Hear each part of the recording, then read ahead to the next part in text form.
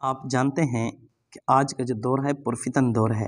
اسی دور کے متعلق جناب نبی کریم صلی اللہ علیہ وآلہ وسلم نے فرمایا ہے انی لأری الفتن تقع خلال بیوتکم کوقوع القطر۔ ایک زمانہ آئے گا، اس زمانے کے اندر فتنے ایسے پھوٹیں گے جس طرح بارش کے قطرے ٹپکتے ہیں گھروں میں داخل ہوتا ہے، ایسے فتنے داخل ہوں گے۔ آپ کو پتہ ہے اللہ رب العزت کے پیارے رسول صلی اللہ علیہ وسلم نے یہ بھی فرمایا ہے ان اللہ لا يقبض العلم انتزاعا ينتزعه من العباد ولكن يقبض العلم بقبض العلماء۔ اور آگے جو بات بتائی ہے نا، اس بات کو آپ نے توجہ سے سننا ہے۔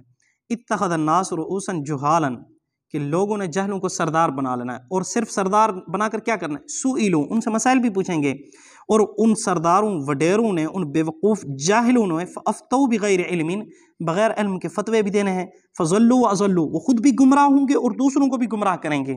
تو فرمایا ان لوگوں سے بچو۔ آپ کو پتہ ہے ابھی جو فتنے ہیں ان میں سے جو فتنے، مرزائیت کا فتنہ تو سب جانتے ہیں، اور ایک غامدیت کا فتنہ ہے جو قرآن کے نام پر فتنہ ہے اٹھا ہوا ہے، اور آپ کو پتہ عتیق الرحمن کا فتنہ ہے، اور آپ کو پتہ ہے جہلمی فتنہ ہے، یہ آپ کے سامنے ہے، اور ہمیں صحابہ کرام سے دور کیا جا رہا ہے، اور ہمارے عقائد پر اختلافات کیے جا رہے ہیں، اور ہماری عقائد پر بحثیں چھڑی ہوئی ہیں۔ تو اس کی وجہ کیا ہے کہ ہمارا یہ جو نوجوان طبقہ ہے، اس نوجوان طبقے کو ہمارے عقائد کا پتہ نہیں ہے۔ تو اسی لیے آپ کو پتہ ہے بیٹو، میں نے اسی لیے مغرب سے عشاء تک کلاس لگائی ہے کہ کم از کم جو ہمارے سنی نوجوان ہیں، جو 9th کلاس میں ہیں، 10th کلاس میں ہیں، یا فرسٹ ایئر کے اندر ہیں، یا جو پڑھے لکھے سنی نوجوان ہیں، یہ نیو جنریشن جو سمجھدار ہے، وہ مغرب سے عشاء ہمیں ٹائم دیں اور کم از کم اپنے عقائد کو سمجھیں۔ تو اس میں سے آپ کو پتہ ہے امہات العقائد کتنی ہیں بھائی عدنان صاحب؟ 3۔ کون کون سی ہیں؟ رسالت پر ایمان، اور توحید پر ایمان، اور آخرت پر ایمان، یہ امہات العقائد کہلاتے ہیں۔ ویسے ہمارے متفقہ طور پر عقائد کتنے ہیں بھائی شہزاد صاحب، شاہ صاحب؟ 16 عقائد۔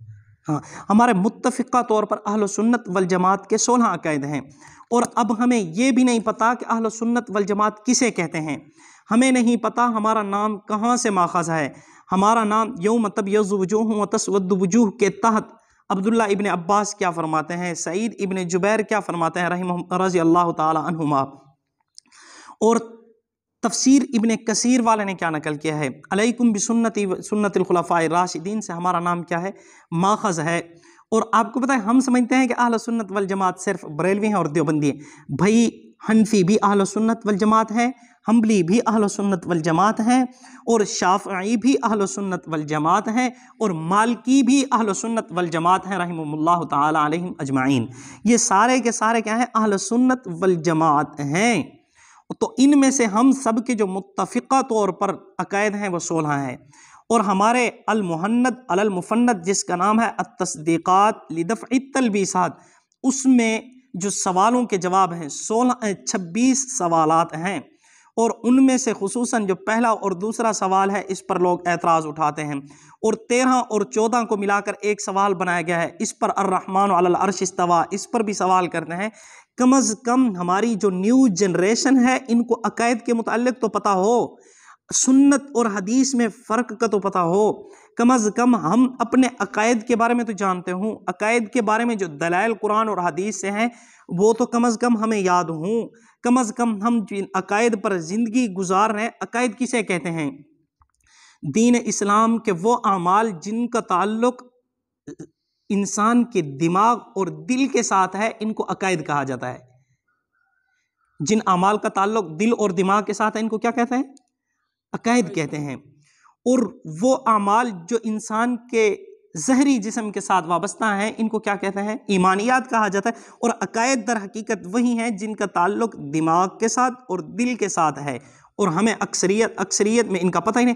اور بڑی یہ دور کی بات ہے کہ اہل سنت والجماعت کا پتہ ہو۔ ہم اہل سنت کیوں کہلواتے ہیں؟ نبی علیہ الصلوۃ والسلام کی ہر سنت پر عمل کرنے والے ہیں۔ جماعت کیوں کہلاتے ہیں؟ صحابہ کرام رضوان اللہ علیہم اجمعین کی پیروی کرنے والے ہیں۔ جماعت سے مراد صحابہ کرام کی جماعت ہے، حضور کی سنت والے بھی ہیں، حضور کے صحابہ والے بھی ہیں، یہ دونوں کو ملا کر اہل سنت والجماعت ہے۔ اور آپ کو پتہ ہے ادلہ اربعہ کہ جس میں مطلب ہمارا جو دلائل اخذ کرنے کا طریقہ ہے وہ 4 ہیں۔ پہلے نمبر پر ہم کتاب اللہ سے مسئلہ نکالتے ہیں، دوسرے نمبر پر کہاں سے نکالتے ہیں؟ सुन्नत रसूल से। तीसरे नंबर से कहाँ से निकालते हैं? सहाबा किराम से। चौथे नंबर से कहाँ से निकालते हैं? अइम्मा और मुजतहिदीन से। तो उनसे मसाइल निकालते हैं। ये हम क्या हैं? हमारे अकायद हैं। और हर वो अकीदा जो कुरान व सुन्नत से टकराए उसको क्या करते हैं? हम कूड़ादान में फेंक देते हैं।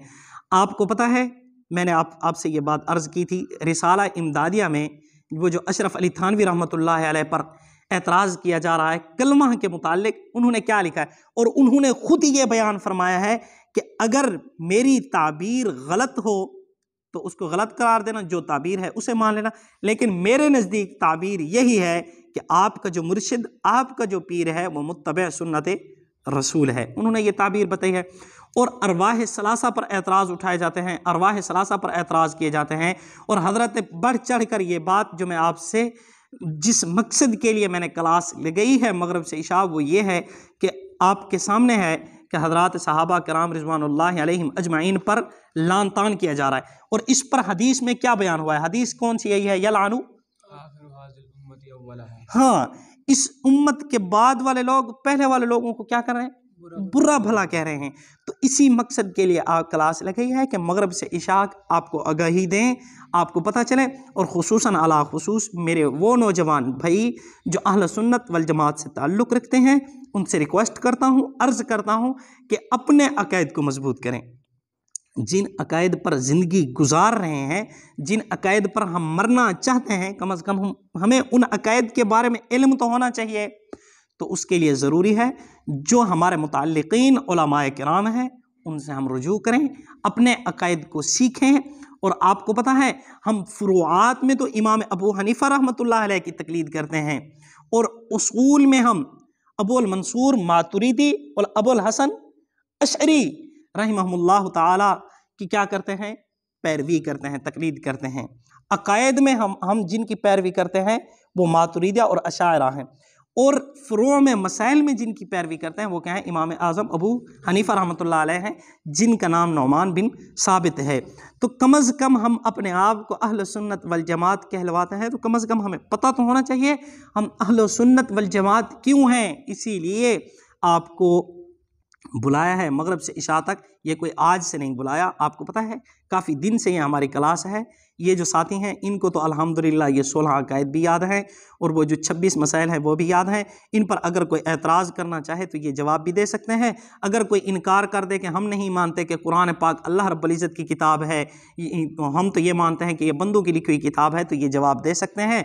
और अगर कोई ये कहे कि हर वो नबी जो आया है और उसने क्या है, लोगों ने दलील मांगी है और वो दलील मौजज़ा अल्लाह रब्बुल इज़्ज़त ने दिया है, तो अब किसी नबी, कोई नबी ऐसा नहीं है जिसका मौजज़ा क्या हो, बरकरार हो। लेकिन हमारे नबी सल्लल्लाहु अलैहि वसल्लम वाहिद नबी हैं जिनका मौजज़ा क्या है, अब भी बरकरार है। और मौजज़ा क्या करता है?